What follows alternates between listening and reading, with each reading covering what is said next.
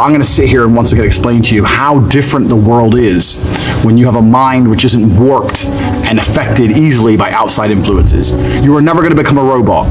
This is nothing to do with not feeling emotions. This is nothing to do with just becoming an empty, emotionless void of a person. That's not what this is. This is about understanding that you're a human being. You're going to feel emotions. This is a beautiful thing. And making sure that you use them in the correct way. A, and B, you do not ever let them stop you doing what you're supposed to do. I say to people often, I haven't felt like going to the gym in 2 years. I'm wearing my gym clothes right now. I just finished training. I haven't felt like training in 2 years. After 10 years of professional fighting, after giving my life to exercise, genuinely, I have not woke up and felt like, oh, I really want to train. I haven't felt that way in a long time. That's why I retired from fighting. But I have still gone and I have still trained regardless of how I feel. So this is one of the tenets, and there's going to be a lot of things you're going to learn, of an iron mindset. It's the ability to not let your feelings affect you, and sometimes to do the complete opposite of how you feel. Because you're not going to very often feel like working hard. You're not going to always feel like doing the right thing. You're not always going to be motivated. The idea that you need to be constantly motivated shows how weak your mindset is. I don't need motivation to go to the gym. I cannot want to go with every fiber of my being, and I will still be there. Because I use my cerebral ability, I use my mind, and I logically decide what I'm going to do with my day regardless of how I feel, regardless of whether I'm motivated or not. Because that's all life is, and that's all the world is.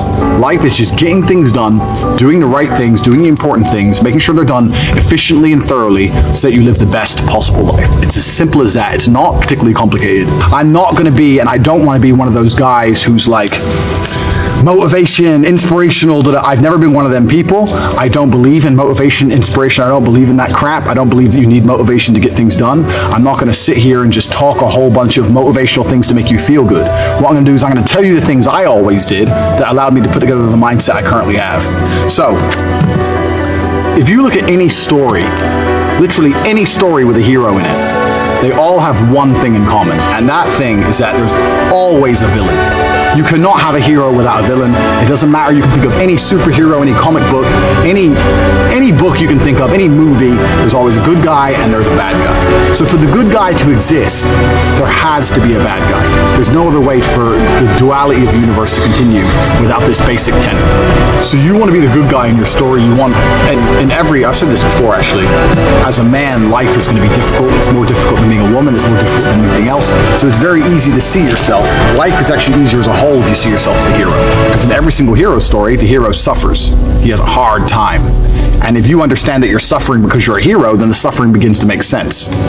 So you can be sitting here right now going, my woman doesn't respect me, I have no money in the bank, this is difficult, I'm struggling here, I'm struggling there. You can feel sorry for yourself, or you can say, yeah, my woman doesn't respect me, I'm struggling, I can't make money, but you know what, that's because I'm a fucking superhero. And my life's going to be hard because I'm a man. And as a hero, it's going to be difficult. These are the tests and the trials and tribulations I have to go through to become someone. Every single male superhero went through a whole ton of shit before he became superhero. You've seen the Batman movies. His parents died. He was locked up in jail. All these bad things happen, and then they emerge as the hero. And this is done for a reason, because it's the reality of life, especially as a man. So right now, you have to understand that you're the hero in this movie, and if you're struggling for a very important reason. And how you handle these struggles and how you deal with these struggles is going to decide the kind of person you're going to be afterwards. You're either going to be a superhero, or you're going to succumb to them and you're going to fail. So be happy that you're struggling, because that's important. That's the first thing. Second thing is, there has to be a villain. Now, most people think their villain is someone else. You see this all the time. The villain's the opposite of the hero. So if you're sitting at home and you haven't got much money and you're broke and you're pissed off and you're depressed, and you look at me and I have 4 supercars and all these girls and traveling the world, I go everywhere I want, you may think I'm your villain. People look at other people and think, oh, that guy has this guy has this, and they become envious and they think that's the villain. That's not true. That's not the case, because every single person has different circumstances. There are things you have that I don't have, and there's things I have that you don't have. So I may have had a genetic gift over you, for example, because I'm a fantastic kickboxer, but you may have been born more wealthy than me. I was born in a very, very poor family. So I had advantages and disadvantages. You had advantages and disadvantages. So comparing yourself to other people is asinine, and it's inane because it's not a level, fair playing ground.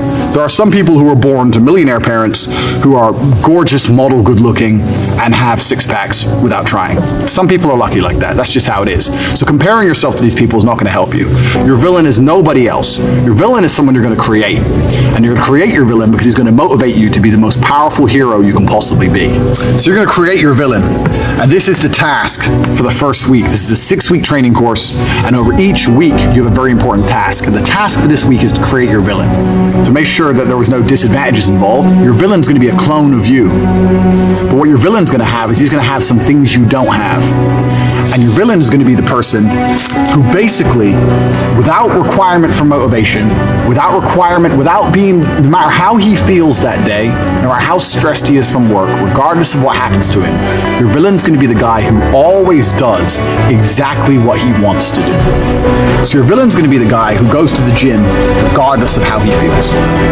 Your villain's going to be the guy who approaches every beautiful girl he ever sees and says, "Hey, I really think you're beautiful." Goes over to him and talks to him. Your villain's going to be the guy who asks for a raise at work. Your villain's going to be the guy who does everything he wants, regardless of how he feels, regardless if he's not motivated or not, regardless if he's shy to talk to that girl or people are watching or his ankle hurts, he doesn't want to go to the gym, whatever. Or he thinks his boss is going to fire him. Your villain is that dude who does anything he wants to do. You have to sit and you have to make a list of all the things. You have to sit there and say, if I did everything I want to do, if I were to be the best version of myself possible, what would I do? Okay, well, I'd go to the gym every day. I'd get up at 6 a.m. and I'd go to the gym every day. You write that down. I'd approach every beautiful girl I ever see and I'd introduce myself and try and get their Instagram or their number. You'd write that down. For example, I'd start a side business. Even though I don't know anything about it, I'd learn how to make websites. My villain's the kind of guy who would sit there and he'd learn how to do it by himself and he'd start his own online business. Write that down. My villain's the kind of guy who reads really important books. I say I don't have time, but my enemy, this villain, he reads books. He finds time. He doesn't watch TV ever. He doesn't waste time ever. He doesn't eat junk food. He reads books. Writes it down. And you have to make a list. Now this list at first should be easy for you, but then you're going to get to about 7 or 8 things and you're going to stop. No, this list needs to be 25 to 30 points long, minimum. This guy you're building, your arch nemesis, you have to write down every single quality about this guy. What he does. He goes to the gym every day, 6 a.m. He doesn't watch TV. He doesn't eat junk food. He goes up to beautiful girls, etc., etc., etc. 25 or 30 points long. Because this is going to become your enemy for the next 6 weeks of training. You want to become a hero, you need someone to battle against. This is who you're battling against. You're battling against a better version of yourself. A version of yourself that doesn't succumb to how he feels, but does what he's supposed to do anyway. So this is who your villain's going to be. And when you're writing down this list, all the qualities your villain has, imagine what this person looks like. You have to put genuine effort into this. You have to imagine what he looks like, imagine how he walks, imagine how he talks, imagine what people think when they see him. Imagine how different you would be if you had been going to the gym every single day for an hour and a half, every single day for the last 2, 3, 4 years. Imagine it. Imagine how differently people would look at you. Imagine how differently females would treat you if you were jacked like that guy would be.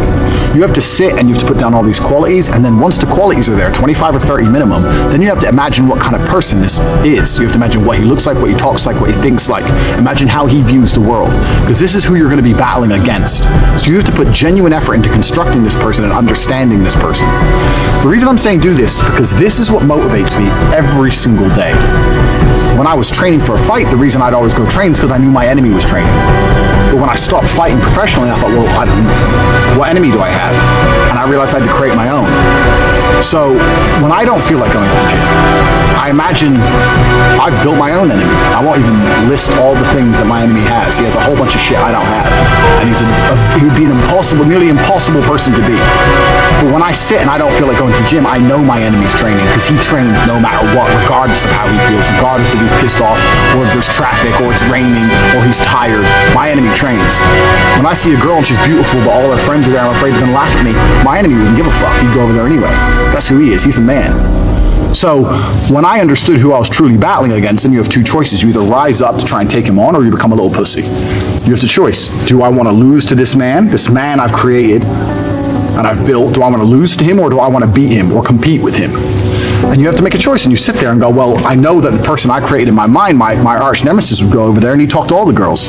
And he'd fuck 2 of them, let alone 1.